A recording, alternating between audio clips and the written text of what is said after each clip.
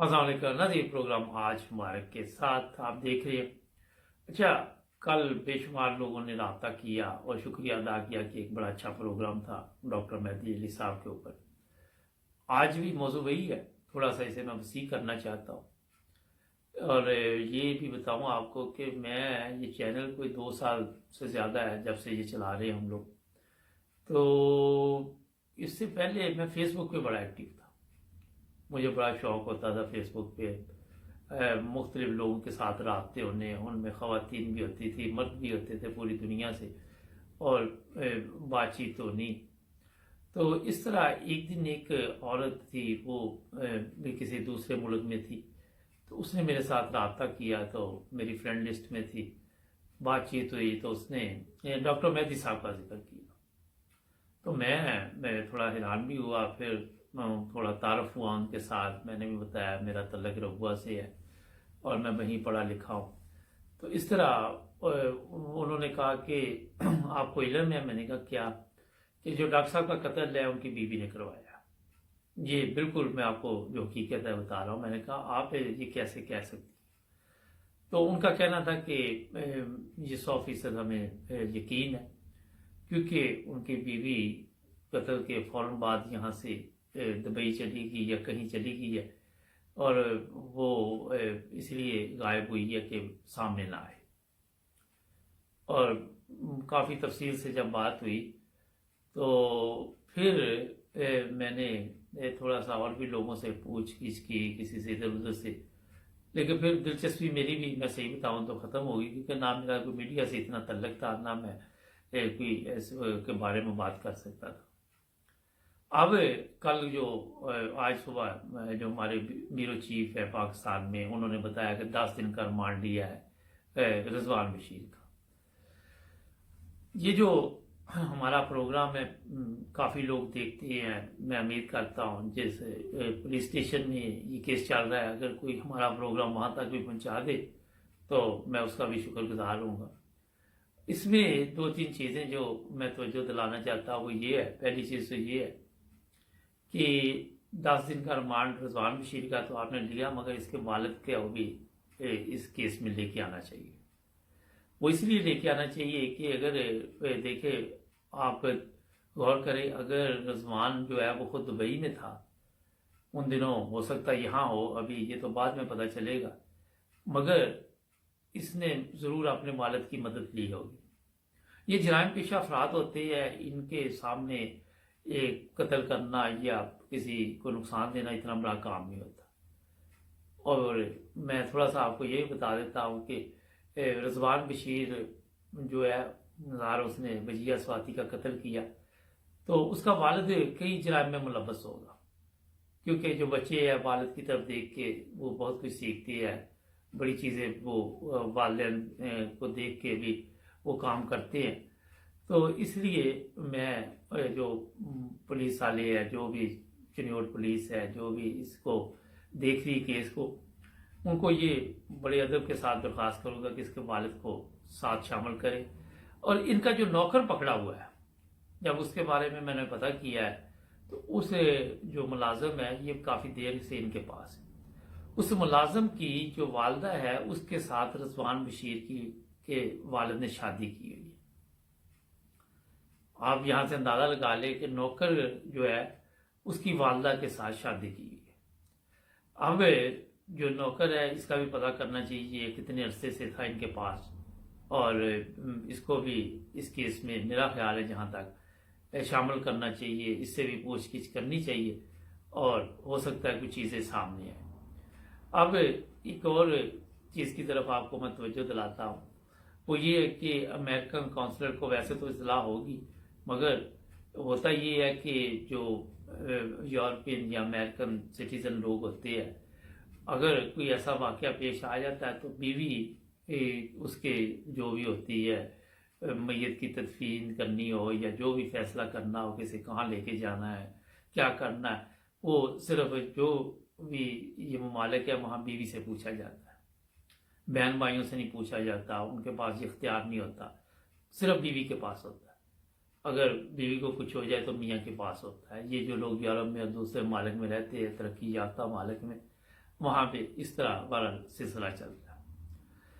तो ये भी देखे कि जिन दिनों डॉक्टर साहब को शहीद किया गया उन दिनों पूरा ये पुलिस को चेक करना चाहिए, इसके वालिद का भी, और कहाँ से ये किराए के कातिल इन्होंने ढूंढे। हो सकता है जो मे भी ये जो इनका मुलाजिम है जिसकी वालदा के साथ इन्होंने निकाह किया हुआ है वो भी इसमें शामिल हो, और ये भी हो सकता है कि ये जो सुपारी दी गई हो वो रज़वान बशीर के वालिद ने दी हो किसी को और आगे से आगे चलती हो। होता है ऐसे ही है कि डायरेक्ट बंदे के साथ कोई भी नहीं मिलाता, मगर जो बड़े बड़े जराइम पेशा अफराद पाकिस्तान में आपने देखे हैं, आम पकड़े जाते हैं, कत्ल हो जाते हैं। इसी तरह हिंदुस्तान में भी ऐसी वाक़यात होते हैं। तो वहाँ पे इन लोगों को बाकायदा तौर पर जो भी इत्तला दी जाती है, इनके भी कोई ना कोई ऐसे सिस्टम होता है कि कोई एक बड़ा आदमी होता है, फिर उसने आगे छोटे छोटे परिंदे रखे होते हैं जो कार्रवाई डालते हैं। तो इस तरह पाकिस्तान में, हमारे मुल्क में उनको पता होता है कि हमारे तल्लुकात हैं, हम ऊपर जाएंगे, वहाँ से पैसे देंगे, केस ख़त्म करा देंगे, जज खरीद लेंगे, वकील खरीद लेंगे, या और भी तरीके कार इनके पास होते हैं।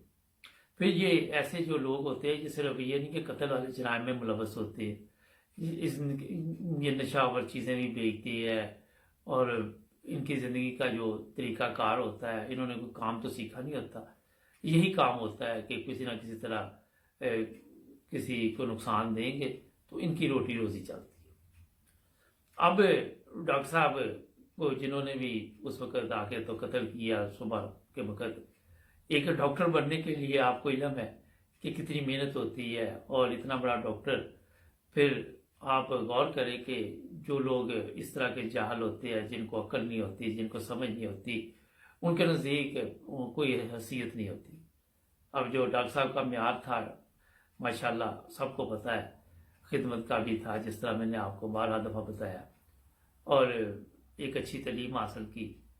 तो एक हमारी नज़र में तो उनकी बहुत ही एक इज्जत और मकाम था, मगर इन लोगों की नज़र में ये होता है कि हमें जो भी मिलता है, जो पैसे मिलते हैं, हमने इस बंदे को रास्ते से हटाना है। काश हमारी कौम को इतनी समझ हो, हमारे लोगों को इतनी समझ हो, जिन लोगों ने भी ये काम उस वक्त किया था उनको इतनी अकल होती कि आप देखिए कि एक डॉक्टर जो कि आप खुद अंदाज़ा लगाए, अपनी फैमिली में ज़रा अंदाज़ा लगा ले कि कितने डॉक्टर हैं आपकी फैमिली, और फिर आपको पता चल जाएगा कि वाकई एक मुश्किल काम है यहाँ तक पहुँचना। जहाँ अगर इनकी बेगम वजिया सवाती की बात कर लेते हैं तो मैंने कल भी कहा था कि उनके पास 2 रास्ते भी थे, तलाक खुला का भी था, उन्होंने क्यों नहीं ये कदम उठाया, क्या वजह थी, क्या हालात थे उनके घरों के, ये तो इतना हमें इल्म नहीं है। मगर होता ये है कि ये बाकायदा तौर पर जो कत्ल किया गया उनको एक प्लानिंग के तहत ये अमेरिका से पाकिस्तान लेके किए, और ऐसा प्रोग्राम बनाया गया कि बाकायदा आगे भी इतला दी गई। अब वो इतला दुबई में दी गई है या दुबई से पाकिस्तान दी गई है, पता नहीं 7 साल पुराना रिकॉर्ड या 8 साल पुराना मोबाइल फ़ोन का रिकॉर्ड मिलता है कि नहीं, मेरे इल्म में ये चीज़ नहीं है, मगर वहाँ से भी आपको ये चीज़ें सामने मिल सकती हैं कि किसने किसको कहा और कैसे ये सब कुछ हुआ। यूरोप में तो मेरे यहाँ ये चीज़ें मिल जाती है, पाकिस्तान का मेरे ख्याल है कि हो सकता है उनके पास भी कुछ ना कुछ मौजूद हो, क्योंकि ये जो जराइम पेशा अफराद होते हैं ये फिर अपने मोबाइल भी नहीं इस्तेमाल करते, ये सिम वगैरह ख़रीद के वहाँ से फ़ोन करते हैं और रब्ते करते हैं, मगर कहीं ना कहीं गलती हो जाती है जब आप इंक्वायरी करें अच्छे तरीके के साथ। अब अल्लाह करे कि पाकिस्तान में जिस तरह आजकल केस ये चल रहा है, जो पुलिस ऑफिसर है जो चिन्योट में है वो एक समझदार हो, ईमानदार हो, और वो ईमानदारी के साथ ये अपना काम अगर करेगा तो मेरा ख्याल है कि ये मामला हल हो जाएगा और पता चल जाएगा। अब डॉक्टर साहब तो वापस नहीं आ सकते, मगर जो भी इस कत्ल में मुलव्वस है उनको सजा तो मिलनी चाहिए। एक और चीज़ इस केस में मैं आपको बता देता हूँ कि जितना भी अगर फौरी तौर पे जिस तरह कुछ लोगों को पता भी था कि ये कत्ल जो है ये बाकायदा तौर पर करवाया गया है, तो انکوائری کراتے پولیس کے ذریعے یا امریکن کونسلر میں ایک اپلیکیشن ڈال دیتے اور وہاں سے یہ انکوائری ہوتی تو ہو سکتا کہ آج جو ڈاکٹر صاحب کے بچے ہیں وہ اپنے آپ کو بہتر سمجھتے، جو دولت ان کے ہاتھ سے چلی گئی ہے، جو پیسہ گیا ہے وہ سارا کسی نہ کسی سارا نہیں تو کچھ نہ کچھ جو ہے وہ محفوظ ہو جاتا، کیونکہ اس میں پھر گورنمنٹ جو ہے وہ بھی مداخلت کرتی ہے جب چھوٹی عمر کے بچے ہوں، اور وہاں پہ اس پر جو جرم ہے اس کو چھپایا گیا جن لوگوں نے، وہ بھی میرے خیال میں اس جرم میں کچھ نہ کچھ ان کا بھی حصہ ہے۔ ان کو بھی چاہیے تھا جو مرضی ہوتا، اگر ان کے علم میں تھا، شریف آدمی کا یہ مطلب ہی ہوتا کہ آنکھیں بند کر لے اور کہ میں بہت اللہ پہ چھوڑ دیا، میں نے باقی کوئی ضرورت نہیں ہے، پھر اللہ پہ اگر چھوڑنا پھر عدالتوں کی ضرورت نہیں ہے، پھر پولیس کی ضرورت نہیں ہے، کسی ادارے کی ضرورت نہیں ہے۔ تو یہ میرا خیال ان لوگوں کی بھی کمزوری ہے جن کو اس چیز کا علم تھا اور انہوں نے اس طرح توجہ نہیں دلائی۔ ایک بریک لیتے ہیں، بریک کے بعد ابھی اس پہ ہی بات چلے گی، جڑے رہے ہمارے ساتھ اور سبسکرائب کریں۔ جی ناظرین، بریک کے بعد آپ کی خدمت والا حاضر۔ اچھا، ایک تو چیزیں جب میں نے غور کیا تو اس میں یہ بھی ہو سکتا ہے جو وجیہ سواتی کا قتل ہے، میں نے اس سے پہلے بھی بات کی تھی کہ اس میں بلیک میل بھی کیا گیا ہو۔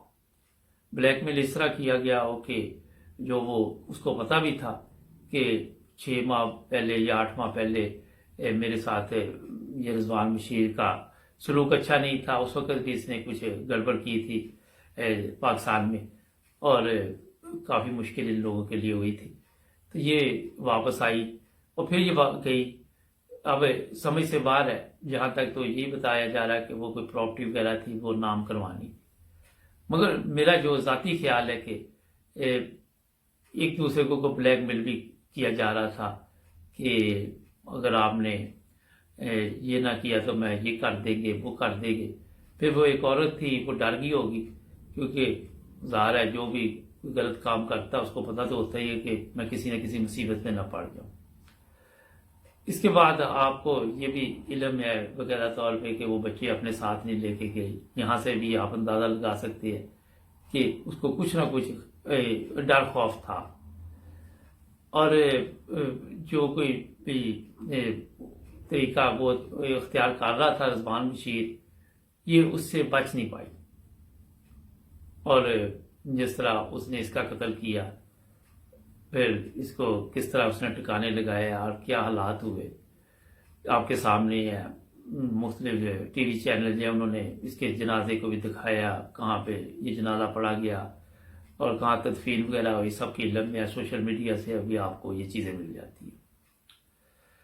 ناظرین، آپ کو ایک میں تھوڑا سا بتا دیتا ہوں کہ جب انسان کے اندر خدا کے خوف ختم ہو جاتا ہے، اس کو کسی چیز کا ڈر نہیں رہتا، پھر وہ ایسے ایسے فیصلے کرنے شروع کر دیتا ہے کہ آنے والے دنوں کی بھی اس کو فکر نہیں ہوتی کہ آنے والے دنوں میں کیا اس کے ساتھ ہو سکتا ہے۔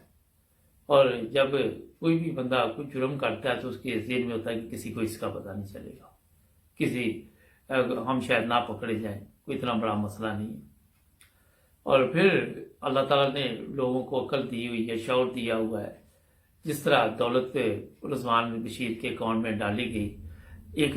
جب ان کا میں نے پتہ کیا تو یہ کوئی اتنے بڑے لوگ نہیں ہیں پیچھے سے، رضوان بشیر اور اس کا والد کوئی جگیردار نہیں ہے، کوئی مطلب یہ کہ نارمل سے لوگ ہیں، اور پیسہ ان کے پاس اسی وقت آیا ہے بعد میں جب وجیہ سواتی کے ساتھ اس نے شادی کی ہے، اور اس کے بعد ہی ان کے پاس دولت آئی ہے۔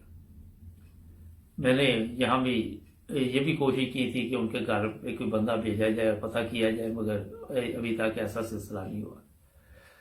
تو بتانے کی مقصد یہ ہے کہ لالچ میں انسان کئی کچھ کر جاتا ہے، اور پھر وہاں پہ اس کو یہ بھی نہیں سمجھ آتی کہ اس کا نتیجہ کیا نکلے گا۔